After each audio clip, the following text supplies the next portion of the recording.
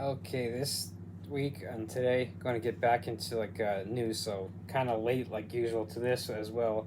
So apparently the it looks like there's rumors that Elon Musk might buy Hasbro and everything. So if that's the case, there it could quite possibly go one of two ways that I see it. Of course, this video is completely opinion based and kind of completely speculative because it's still up in the air. So hasn't bought it yet and everything. So it could. So we got to look at the implications on if this were to happen, what what could happen and everything. So now Hasbro controls Wizards of the Coast and Avalon Hill.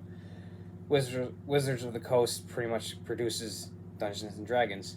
Avalon Hill produces board games like Hero Quest, stuff I have gone over and extensively with D&D, but less so to Hero Quest. But I have done all the expansions and stuff. So, like for instance, this is the board game Hero Quest. So, and of course, we also got release of the new editions of the core rule books as well. So I've gone over the player's handbook as well. So now it could quite possibly go. He could buy it and just tank it and everything, and then we'd have to start. If that were the case, we'd have to start looking at okay, well, we no longer have D&D. What other options are there? Well, for instance, with Paizo, we got the Pathfinder, and this book I've gone over. This is second edition. Paizo also has a sci-fi version. There's Starfinder, so we could if we get so outraged, we're oh my god, it's tanking. We need to stop Elon from doing this and D&D and Avalon Hill, the Hero Quest tanks. We got to look at other options. So Pathfinder, Starfinder with Paizo is another one. Now, with Avalon Hill, with Hero Quest, we might want to find other board games that are quite similar and everything. So of course we could always go down to the local gaming, our local gaming store. So the one I go to has dozens, if not hundreds, of different board games that we could get into. So and of course we get ask okay, so what is there? And of course we also could quite possibly get into Warhammer 40K as well, which is a miniature war game. So there are other options as well. So for instance, White Wolf with the Trinity, sort of a book or RPG that I've gone over.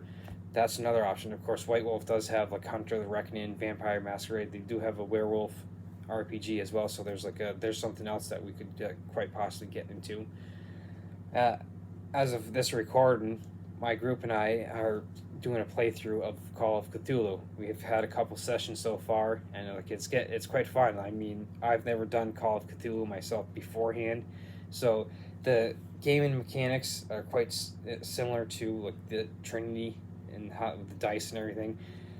Now it does differ quite a bit. I did a character creation video on the Call of Cthulhu, so you can always go back and check that as well to kind of get an introduction on okay, what kind of mechanics you use for your characters and stuff and everything for that. So there's other options as well. So now we could also get into a romantic type of fantasy. Think of the Renaissance age with the Blue Rose. So there's another option. So that's if things I keep saying if because this is kind of purely speculative at this point, where whether or not he's going to buy it or not. So these are options. If he does buy it and if it does tank, we have different options. Okay, well, let's look at something I enjoy tabletop role playing games. I enjoy board games. What other options do I have? Where can I go from there? And of course, if we already have all our D&D books and everything, the bookcase behind me, I got a couple shelves of pretty much two shelves or whatever down here off camera, two or two little 2.5 cases full of books and stuff. So if it does tank, well, we still have all our books and we can still play. We still got our dice. We could print up a bunch of extra character sheets and still play D&D, even if new iterations aren't going to come out if it does tank. Now, of course, now again, if he does buy it, things could take off and everything, and he could totally revamp and kind of reverse things, like with all the scandals that have been happening over the past couple of years, like with the OGL scandal that first kicked off everything with the third party producers. Then of course the whole layoffs with the back of December of 2023, which was kind of a kind of a douche move in my opinion, but that's neither here nor there. So here I'm just kind of trying to present what are our options moving forward if this were to take place, and how which way would it possibly go.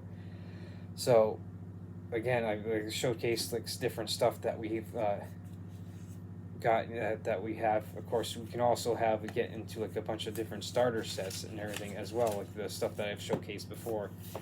For instance, Rune Quest here. We could get into Rune Quest. And of course, there's also Free League is another producer of tabletop role games, as stuff is moving around. The starter set for the One Ring, and now I've done a character creation for this as well, and I've gone over the starter set here and the actual RPG and everything. So there are things that we can sit here and, instead of just trying to act emotionally, knee-jerk reaction, oh well, I'm doing this and everything, we take a step back and try to think things as objectively as possible, even though it's kind of hard, especially with this being opinion based, which is completely subjective and everything. Well, we kind of have to look at our options and be okay, well, this happened.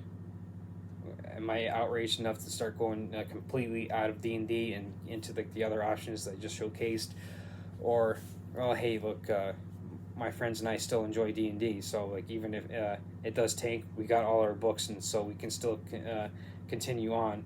And we got a bunch of adventure books, and quite possibly if it tanks, we might be able to find stuff on eBay and everything. So now it could, if stuff isn't being published anymore, the stuff that has been published could go up in price, because with it not being printed anymore, you're going to the editions of stuff for instance, the new player's handbook and the core rulebooks, the Dungeon Master Guide and the Monster Manual, they might become more harder to get since they're not being printed anymore.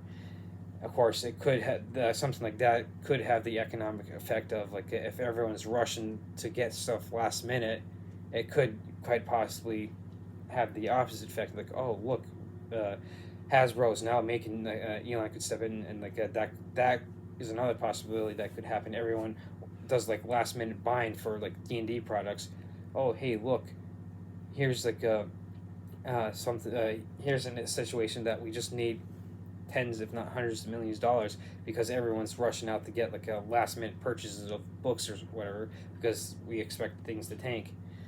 Then it would have the effect of oh, okay, let's print some more, and it could quite possibly get back into it could boom. So it's the good old boom or bust cycle type of deal in the economics and everything. So of course, this is kind of me putting in my 2 cents, and kind of these are just different ways of on how it could go. So now, of course, we with all of us living busy lives, we might not have our thumb on the pulse of everything that will happen. So we tend to especially now with the advent of social media, we tend to look to YouTube videos like this, and we go to the internet and the Google searches, and maybe social media platforms there's Facebook, TikTok, Instagram, where oh hey, look, these are what people are talking about and everything. So we tend to have shifted to getting our news from internet sources, social media and stuff like that and everything. So